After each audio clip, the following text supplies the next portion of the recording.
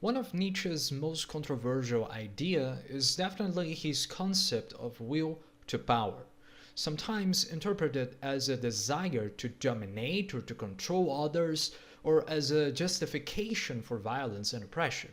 This may be due to a misunderstanding, not of the concept in itself, but more precisely due to the translation in English. Originally, the will to power is called Wille zur Macht.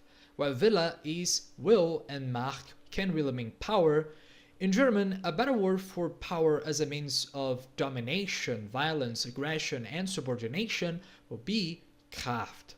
This is also very similar to the word stark, or more precisely strength in English. But another interpretation of Macht would also be its conjugation machen, which means literally to make or to do in English.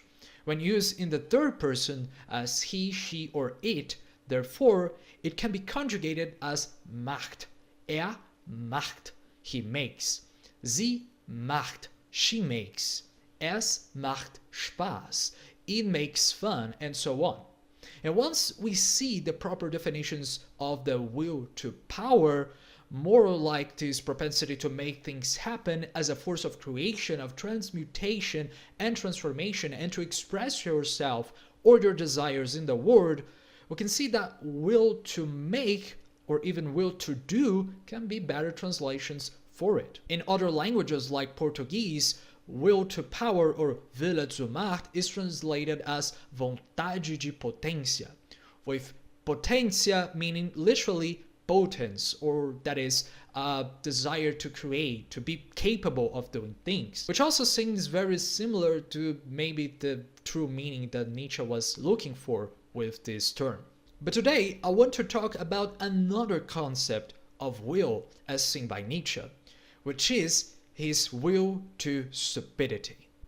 Once the decision has been made to close one's ears to even the best counter-argument, a sign of strong character. In other words, an occasional willingness to be stupid. Some important things to mention on this phrase is that the word for strong is not Macht, but starken, which is its literal translation.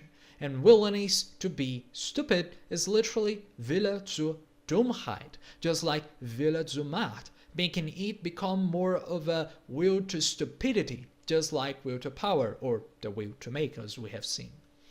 But what could Nietzsche mean by this, in this phrase, in this book specifically? Imagine someone who insists their favorite sports team is the best, even when presented with the clear evidence to the contrary, such as league standings or records and scores and so on. They might refuse to listen to any counter-arguments, choosing instead to remain stupid in their unwavering belief. They become ignorant of anything that is contrary to that thing that this first person, or you in this case, might believe. I think a very good example of this might be actually the story of Julius Caesar. Caesar was a man who dared to do anything he was set to do. The Roman Senate ordered Caesar to disband his forces and return to Rome as a private citizen. But Caesar defied this order because he wanted to challenge the Senate's authority and seize power for himself. His goal in life was to become as great as his idol, Alexander the Great, his ideal self, let's say. But during a campaign, Caesar and his troops crossed the Rubicon River, disrespecting the orders of the Senate, which was considered an act of rebellion against the Roman Republic, and it plunged Rome into a civil war. Caesar's famous words for this crossing was alea iacta e, which means the die is cast, which could also mean that the luck was set to the outcomes of this decision, also signifying his irrevocable decision to challenge the Senate's authority and seize power for himself. Therefore, not only exerting his will to make or will to power, but also his will to stupidity. After all, he not only ignored the impediments of his superiors, but also was able to bestow his desires in the world. In this case even, Caesar came to later become the emperor of Rome, and with this he set his name to history just like he wanted. Actually, any other emperor for many thousands of years in Europe was actually called a Caesar or a Kaiser due to Julius Caesar. But there is a problem, because in Shakespeare's play of Julius Caesar, after returning to Rome and becoming the emperor, Caesar is constantly being warned that the governors of Rome want to kill him. But despite all of these warnings and many omens about his impending doom, he chooses to ignore all of them due to his ambition and belief in his own invincibility, which can also be another sign of his will to stupidity, as he willfully disregarded clear signs of danger. Nevertheless, he is betrayed, and after being stabbed multiple times, Caesar dies. And we realize with this how this incredible ability of his, that once was the motive of his uprising, now became also the reason for his demise. You can also see this in the story of Steve Jobs, who was very famous and successful for his willingness to do things differently, to think different, to overcome this business culture and to create his own things. Some people around Jobs even thought that he used to have this reality distortion field that made him literally ignore reality for the sake of that which was in his head. He was so convinced of what he believed, even when things seemed wrong or panning to other directions, that eventually those things of his head really became reality itself.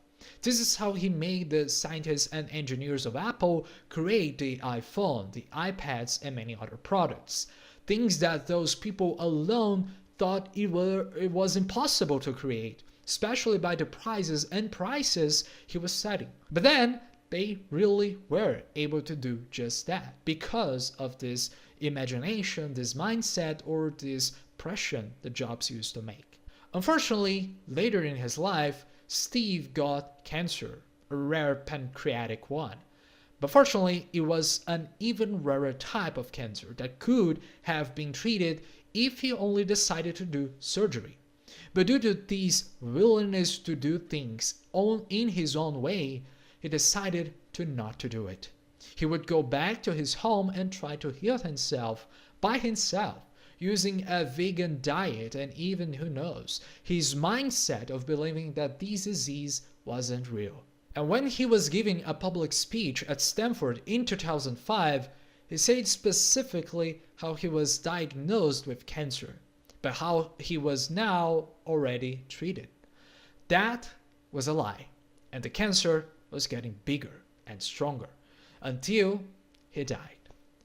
Moral of the lesson: although Nietzsche's will to stupidity can be seen in this specific case of beyond good and evil as a reluctance to these external environmental influences, that is, a very existential way of dealing with life, with affirming your mind and your thoughts above the essence and determinisms of life, history, and your surroundings altogether, this idea that can sometimes give you many things you want in life by an almost, who knows, self-fulfilling prophecy, a manifestation of reality based on your world of ideas, despite Nietzsche's disgust for these things overall, this will to stupidity can also be the cause for your fall.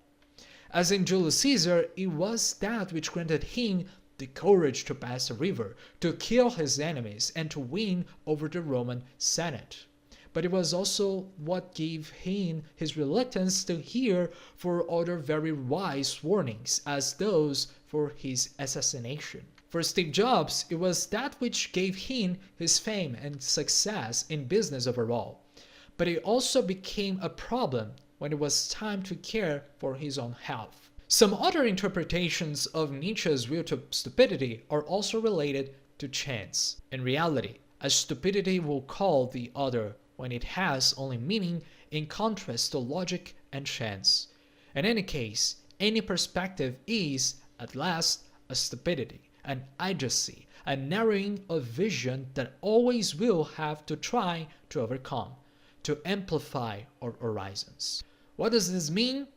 That sometimes believing blindly on something, even if you are presented with counter-arguments, can guarantee you some positive outcomes.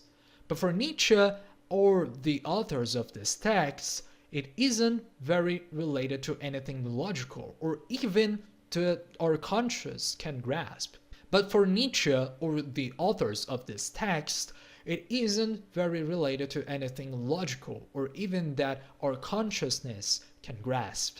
It is something about the laws of the universe or even just the winds of fate that can become responsible for giving us these positive outcomes. So when Caesar or Jobs were setting their minds to stone, they weren't exactly using logic to determine their thoughts and actions.